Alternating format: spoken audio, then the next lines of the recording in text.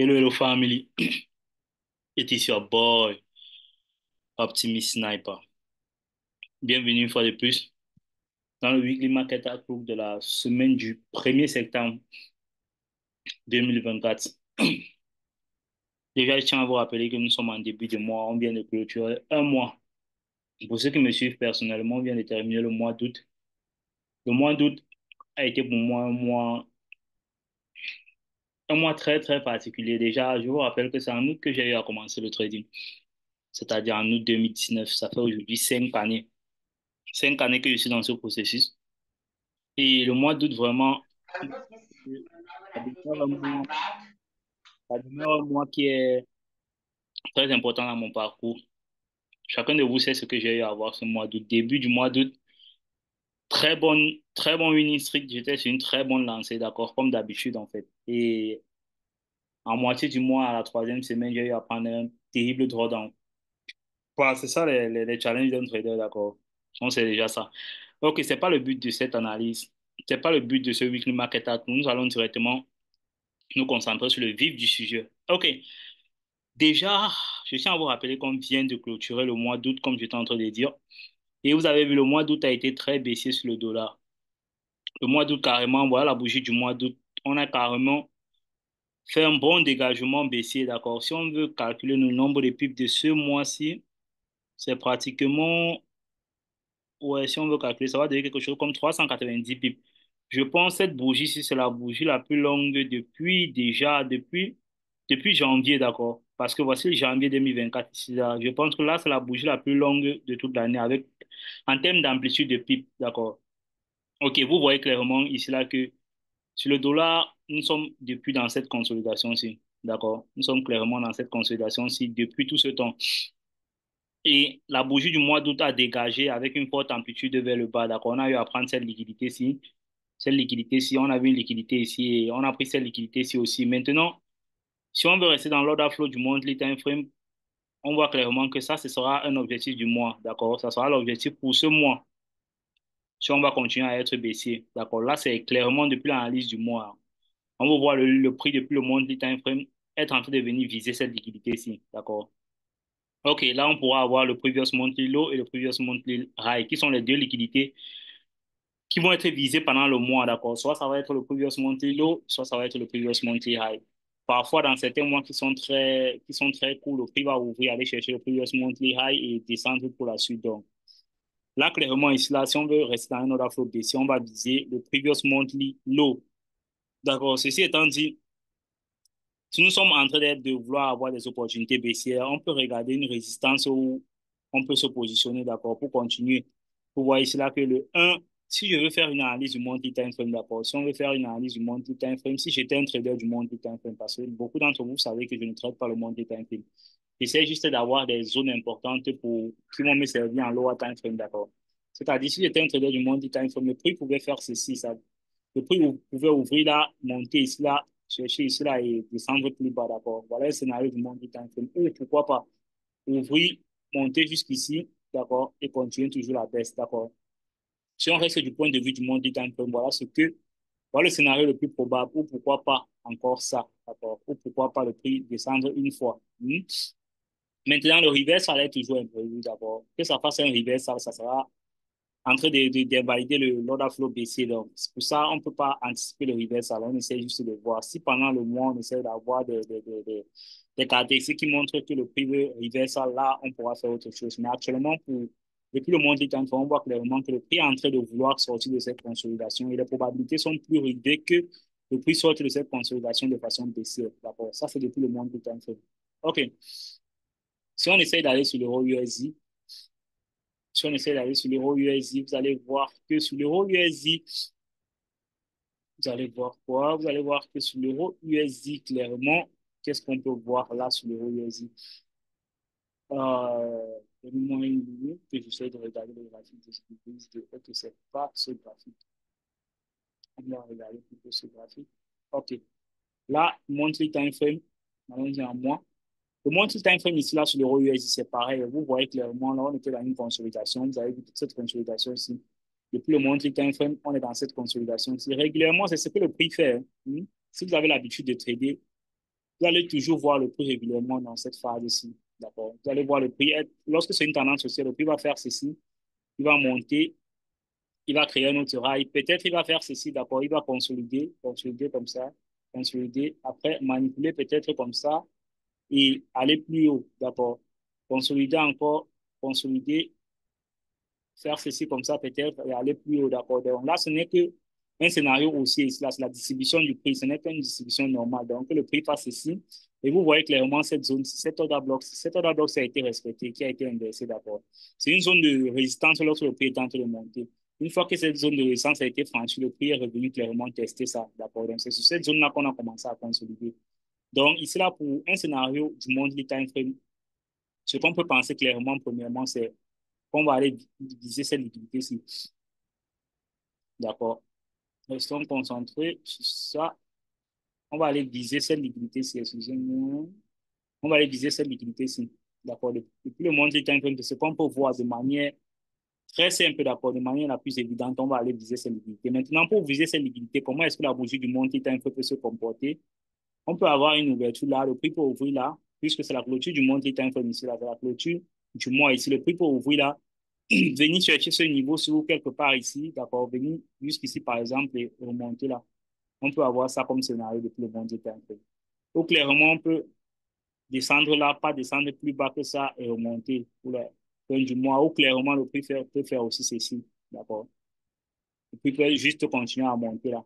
Mais la liquidité visée ici, là, la première liquidité visée, c'est cette liquidité-ci. Puisqu'on a déjà eu à prendre ce BSL-ci, d'accord, cette liquidité-ci, on va viser cette liquidité-ci. OK, là, c'est très clair. Maintenant, s'il va y avoir un reversal, on va juste voir ça pendant le mois. Actuellement, on essaie de suivre l'order flow du prix, d'accord, et clairement, l'order flow est haussier sur le monde depuis le monthly time frame. OK, et si on allait en weekly time frame, on sait déjà que le monthly time frame est haussier. Et si on allait en weekly time frame, enlevons ça, on enlève ça. Et vous voyez aussi déjà un constat. Là, nous sommes en novembre. OK. Vous voyez aussi que voici le mois de janvier, ici, là. Depuis le début de ce mois, ça, c'est carrément la bougie la plus longue. Donc, c'est le mois qui a eu la plus grande amplitude. Parce que clairement, vous comprenez qu'on est en train de vouloir sortir de cette consolidation-ci. D'accord? Nous sommes déjà pratiquement au mois de septembre. Il ne manque plus que 4 mois pour cette année. D'accord? Et le high de l'année a été pris. Le high de l'année était quelque part ici. D'accord? Vous voyez là. Le high de l'année était ici. Voici le mois de janvier. Donc, clairement, là, on va aller sûrement créer un higher high, d'accord? OK, allons-y en weekly time frame. Depuis le weekly time frame, qu'est-ce qu'on peut voir? Puisque ça, c'est cette liquidité-ci qu'on est en train de viser en monthly time frame. On va un peu rabaisser ça, on va mettre ça un peu plus légère pour qu'elle ne soit pas trop encombrante. OK, c'est cette liquidité-ci qu'on est en train de viser depuis le monthly time frame. Et qu'est-ce qu'on peut voir en weekly time frame? On peut clairement voir en weekly time frame que ici, il y a un fair value gap, d'accord? Il y a un vide de liquidité ici. Donc, cette zone-là va agir comme une légère zone de résistance, une zone de support, d'accord, qui a été franchie, une zone de résistance qui a été franchie, qui devient une zone de support. Cette zone-ci, il est possible, depuis le weekly time frame, que le prix fasse ceci. Depuis le weekly time frame, cette bougie du weekly time frame peut faire ceci. Elle peut ouvrir ici, venir là comme ça et continuer à monter là, d'accord? Voilà un scénario du weekly time frame, d'accord? Et vous savez déjà, ça peut ouvrir aussi, ça va juste comme ça, de manière haussière. OK. Voilà le scénario que moi, je veux le plus voir pendant cette semaine-ci. D'accord? Que le prix ouvre là, il vienne ici, là, dans le weekly time frame-ci, le fair value gap du weekly time frame, et il dégage pour le reste de la semaine. Donc, je veux voir un lundi, mardi baissier et le dégagement pour la suite. Allons-y sur le DSY, on essaie de voir ce que ça donne sur le DSY depuis le weekly time frame. Depuis le weekly time frame sur le DSY, ce qu'on peut voir, c'est quoi? Allons-y ici. Ce qu'on peut voir ici, et si on a levé ça, on essaie d'enlever ça. On essaie d'enlever ça comme ça. Ce qu'on peut attendre sur le DSY ici, là, depuis le weekly time frame, mettons ça comme ça, on essaie de réduire ça. OK. Voilà la liquidité déjà visée ici depuis le monthly time frame. Mais comme le prix ne va pas juste directement aller dégager, aller chercher ce niveau-là parce que nous sommes en début de mois, les probabilités sont plus fortes que le prix fasse ici, qu'il essaie de chercher un peu plus haut, d'accord, quelque part ici dans ces niveaux-ci. Il peut soit venir ici comme ça, là, couler. Il peut faire ceci. Ou il peut ouvrir, il vient très là-haut. Même s'il ne va pas faire ça en une semaine, ça, ce sont des scénarios qui vont être suivis pendant tout le mois. Donc, ne pensez pas que lorsque je vous donne ce genre de scénario, il va juste le faire en une semaine. La semaine, s'il peut carrément être juste haussière, d'accord. Avant que la semaine prochaine continue à monter pour chercher le niveau, on peut se reverse, d'accord. Mais toujours est-il dit que Le prix doit rester, le prix ne doit pas venir chercher le previous monthly high si on va être baissier, d'accord? Pour ce mois-ci, il ne doit pas venir chercher ce previous monthly high. OK.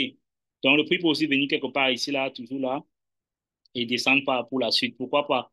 Il peut aussi, une fois ouvrir là directement et descendre, d'accord? Puisqu'on a formé même une bougie aussi, d'accord? Il peut juste ouvrir ça et descendre pour la suite. Donc, ça, c'est depuis le weekly time frame, voilà les scénarios qui sont les plus probables, d'accord? Je pense que vous avez déjà vu, on peut enlever ça. On peut enlever cette trait-là, on va aller en daily time frame. OK, allons-y en daily time frame. En daily time frame, qu'est-ce que ça donne? En daily time frame, voilà ce que ça donne.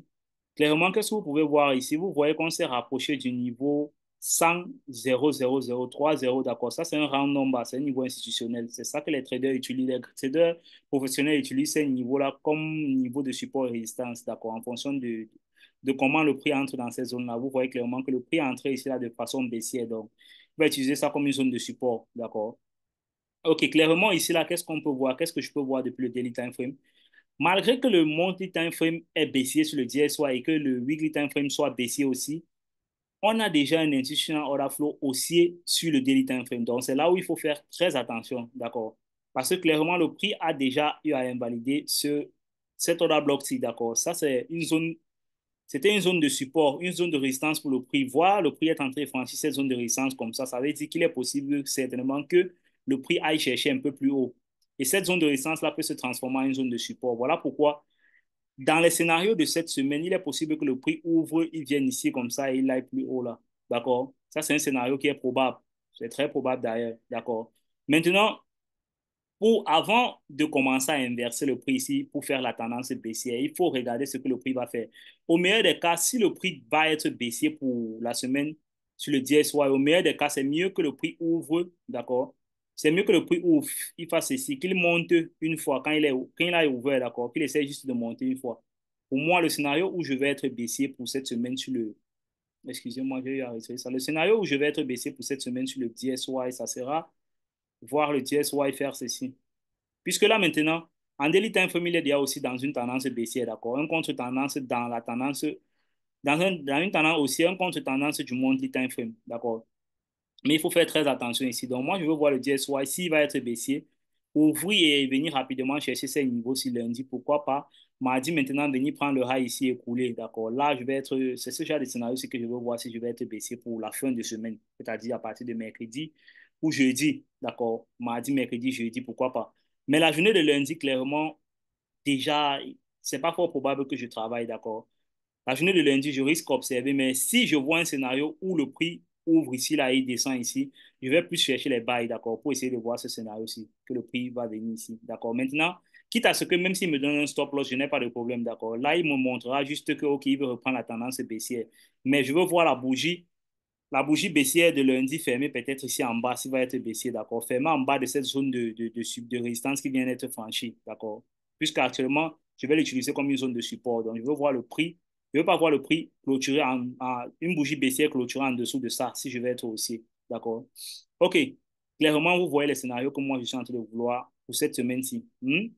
On va détailler ça sur l'euro USD, puisque c'est la paire de devises que je traite, d'accord. Sur l'euro USD, clairement, ce que je veux voir, c'est ceci. Je veux voir le prix. Je vais vous donner mes scénarios clairement. Si lundi, la journée de lundi, je vois le prix faire ceci. Si je vois le prix venir ici rapidement la journée de lundi, je vais chercher à avoir les opportunités de vente, d'accord? Quitte à ce que le prix fasse peut-être ceci, il fait un lundi, là, il vient prendre le high de lundi en mardi et il coule là, d'accord, pour venir dans cette zone-ci, d'accord? C'est ce que je vais essayer de voir en début de semaine. Par contre, je vais effacer ce scénario. Par contre, si le prix ouvre la journée de lundi et il descend une fois, là, je vais penser peut-être que le prix peut avoir un reversal pour la suite de la semaine et faire ceci, d'accord? Ce scénario-ci, donc, j'espère que vous voyez les conditions. C'est très délicat de trader ce genre de situation-ci où le monthly time frame est haussier sur l'euro USD, mais actuellement, l'order flow sur le daily time frame est déjà baissé. Donc, il faut faire très, très attention. Il est préférable, avec un peu d'expérience pour moi, de suivre l'order flow du daily time frame, c'est-à-dire de continuer à être baissier, de ne pas anticiper un reversal, d'accord? Les conditions pour anticiper un reversal sont très faciles à détecter pendant une semaine, d'accord? Si la semaine ouvre de manière baissière, là, je vais penser à un reversal, c'est-à-dire lundi, mardi baissier, je vais penser à un reversal peut-être pour la fin de semaine. Mais Si le début de semaine ouvre de manière haussière, je ne vais pas penser à un reversal. Je vais préférer continuer le l'order flow baissier, quitte à ce que le prix me SL et que je sache que, OK, là, on va être haussier, on va reprendre directement la tendance haussière et aller chercher les objectifs plus grands, pourquoi pas, d'accord, chercher ce previous monthly high et l'objectif du monthly time frame qui est déjà loin ici, d'accord. Donc, je pense que vous avez exactement ce que moi je vais faire pour la semaine, d'accord. Au meilleur, voilà les deux scénarios que je vais observer. Ça là et celui-ci, d'accord, que le prix fasse ceci, il fasse quelque chose comme ça, et il fait ceci. D'accord? Voilà les deux scénarios que je vais observer pour le début de semaine. Donc, clairement, la journée de lundi, déjà, je ne pense pas que je vais prendre un ordre de sel, sauf si le prix arrive très loin ici, d'accord? Et je vais prendre un ordre de sel. Donc, la journée de lundi, je risque d'être observateur. Si déjà New York Session, tard à New York Session, je n'ai pas encore d'opportunité, je pense que je vais commencer à agir la journée de mardi sur le OUSI. Ça sera mieux. Mais quitte à ce que si le prix dégage, on a de la bonne liquidité lundi, je peux entrer peut-être, pourquoi pas? Parce que là, le prix se trouve au milieu de nulle part de la zone où je vais entrer. Je ne peux pas entrer ici en sell et je ne peux pas entrer ici en buy.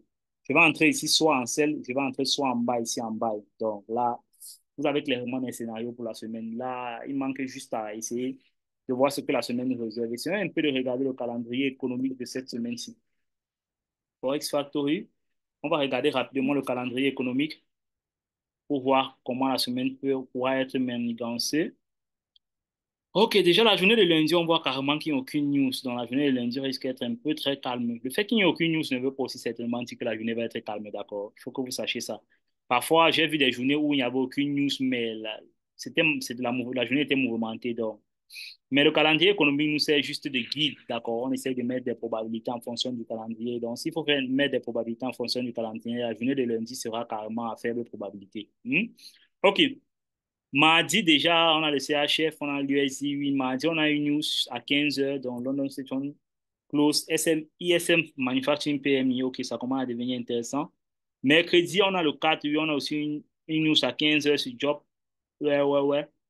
Job Opening. OK. Jeudi, on a aussi une news non-farm payroll. OK, OK, OK. Déjà, ça va être la première semaine du mois. Ça veut dire qu'on a NFI en fin de semaine. OK, OK, OK, OK.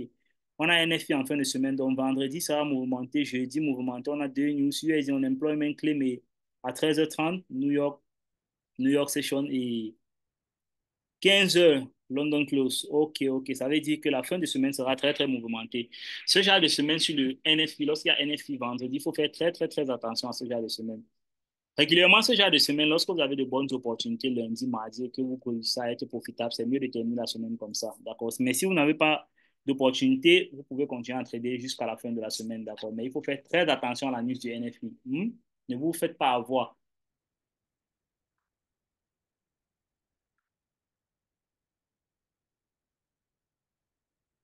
Excusez-moi, je me déshydrate un peu. OK. Comme je disais tantôt, il faut faire très attention avec la news du NFI vendredi. OK.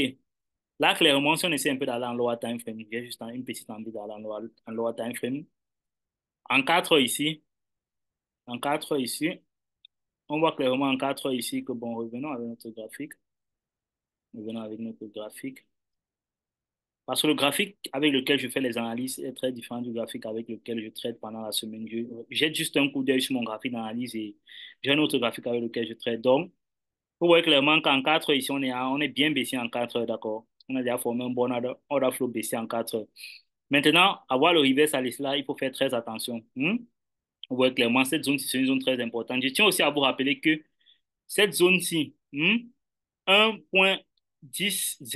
avec 4 zéros là, c'est une zone très importante qui a été franchie. Donc, il est probable que le prix vienne ici, d'accord, que le prix vienne là, que le prix vienne dans cette zone-là, parce que c'est une zone de support.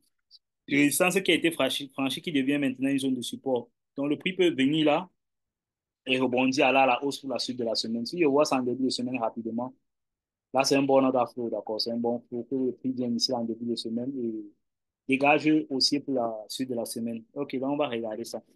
Donc, ce sont les zones à suivre. Il faut suivre cette zone-ci, 1.10000 et suivre aussi cette zone-ci, 1.1100, les 3 zéros là. Voilà les zones qui vont être décisives pour la semaine, surtout si le prix se, se dirige rapidement vers cette zone en début de semaine. Ça peut vous donner un certain edge, d'accord, un certain avantage. Vous saurez quoi faire pour la suite de la semaine. Déjà, moi, Si le prix se dirige vers cette zone-là, carrément en début de semaine, je vais savoir quoi faire. Surtout, quand est-ce que le prix va se diriger dans cette zone-là?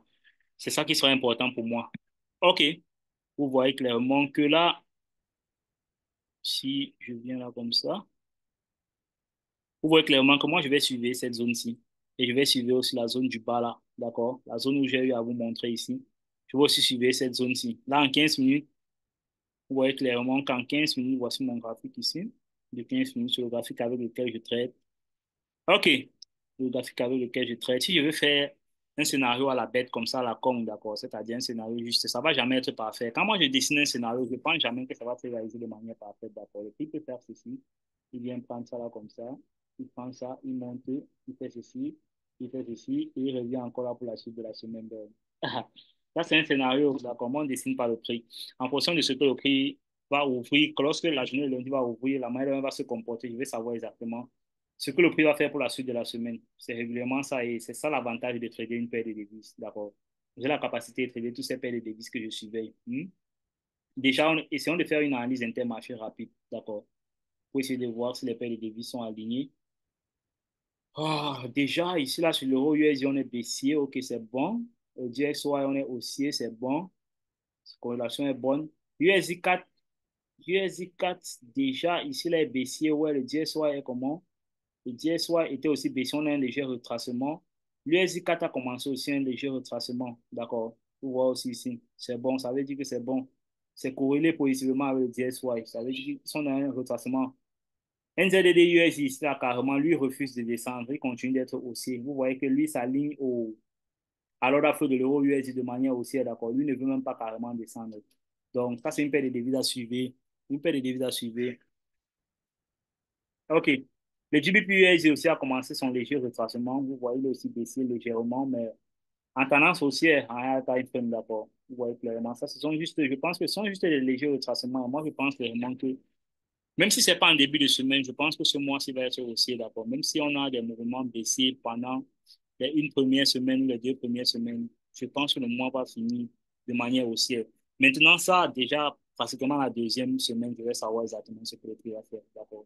Donc, c'est pas déjà, je vous dis souvent ça pourquoi? Parce que à la fin, c'est pas trop important de chercher à prédire ce que le prix va faire. D'accord.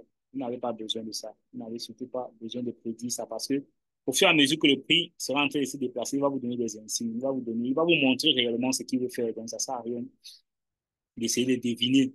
Et lorsqu'il vous montre ce qu'il veut faire et que vous essayez de prendre un trade, s'il vous montre le contrat en vous donnant un stop loss, vous comprenez juste que ce n'est pas ce qu'il veut faire ou c'est peut-être pas le moment de le faire. D'accord. Et vous essayez d'être patient, c'est tout.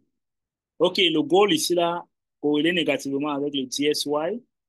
Lui, le goal, il est haussier ici depuis, il refuse même d'être baissé. D'accord. Il a légèrement des mouvements baissés. Par contre, le DSY a commencé à être haussier.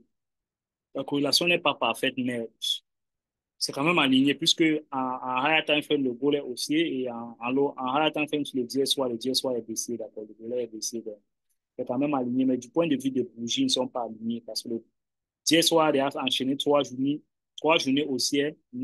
Par contre, le Go n'a pas encore enchaîné les journées baissières. D'accord. Il est réticent.